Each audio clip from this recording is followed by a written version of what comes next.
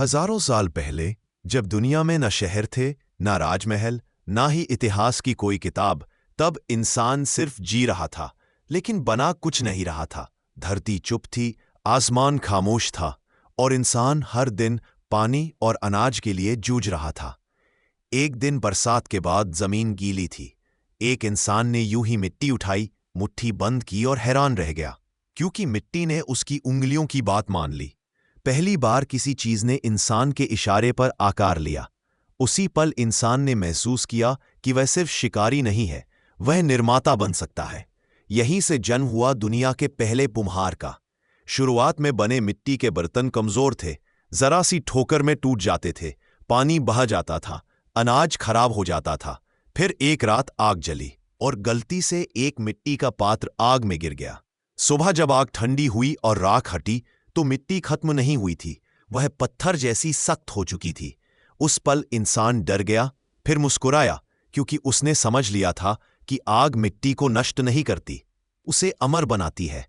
उसी दिन दुनिया की पहली भट्टी बनी और निर्माण का असली दौर शुरू हुआ।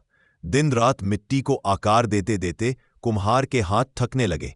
तब उसने जमीन पर एक गोल पत्थर रखा और उसे घुमाया। मिट्टी घूमी और अपने आप सुंदर आकार लेने लगी। उस छोटे से चक्र के साथ इंसान ने सिर्फ बर्तन नहीं बनाए, उसने समय को घुमा दिया। वही चक्र आगे चलकर पहिया बना, उसी से गाड़ियां चली, रथ दौड़े और सभ्यताएं आगे बढ़ी।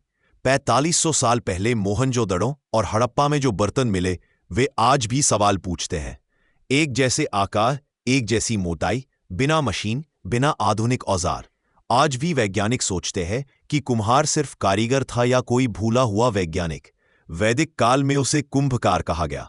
हर यज्ञ, हर संस्कार, हर पूजा कुम्हार के बनाए पात्रों के बिना अधूरी थी।